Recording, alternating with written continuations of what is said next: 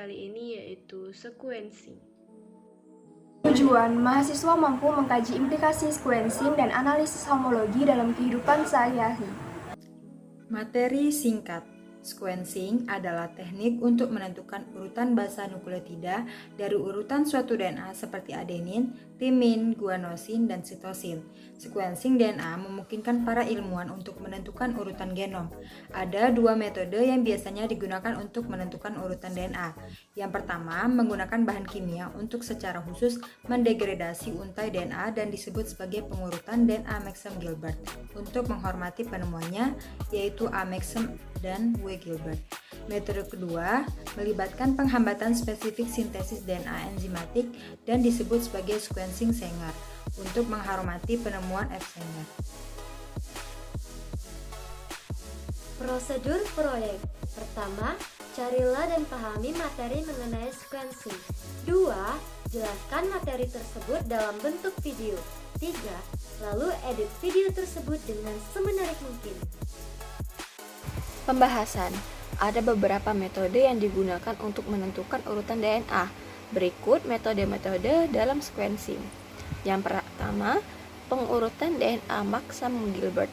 Dalam metode ini, satu fragmen DNA berlabel akhir biasanya diberi label dengan penanda radioaktif terkena kerusakan spesifik.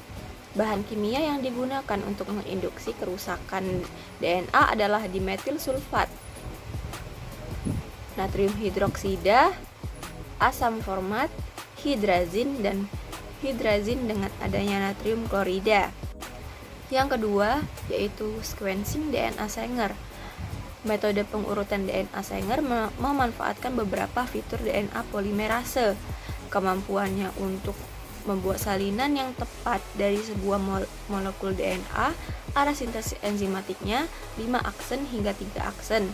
Persyaratannya untuk untai DNA primer untuk memulai sintesis dan persyaratannya untuk 3 OH di ujung primer. Jika 3 OH tidak tersedia, untai DNA tidak dapat diperpanjang oleh polimerase. Yang ketiga yaitu sequencing DNA otomatis.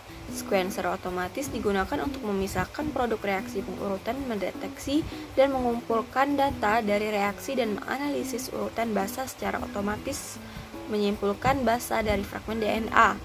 Sequencer otomatis mendeteksi produk ekstensi yang mengandung tag fluoresen, memungkinkan peneliti menghilangkan radioaktivitas dari proses pengurutan DNA. Panjang urutan yang dapat dibaca menggunakan sequencer otomatis tergantung pada berbagai parameter, tetapi biasanya berkisar antara 500 dan 1000 basa. 4. Sequencing genom. Sangat sering seorang peneliti perlu menentukan urutan fragmen DNA yang lebih besar dari panjang baca sequencing rata-rata 500 sampai 1000 basa.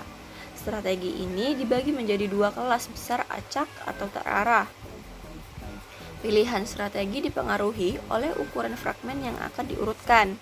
Secara acak sequencing DNA, fragmen DNA besar biasanya satu lebih besar dari 20.000 pasang basa, dipecah menjadi fragmen yang lebih kecil yang dimasukkan ke dalam vektor cloning.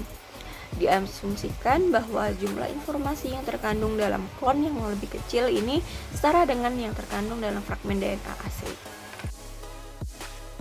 Kesimpulan, sequencing adalah teknik untuk menentukan urutan basa nukleotida dari urutan suatu DNA seperti adenin, timin, guanosin, dan sitosin. 2. Ada beberapa metode dalam sequencing yaitu pengurutan DNA Maxam-Gilbert, sequencing DNA Sanger, sequencing DNA otomatis, dan sequencing genom.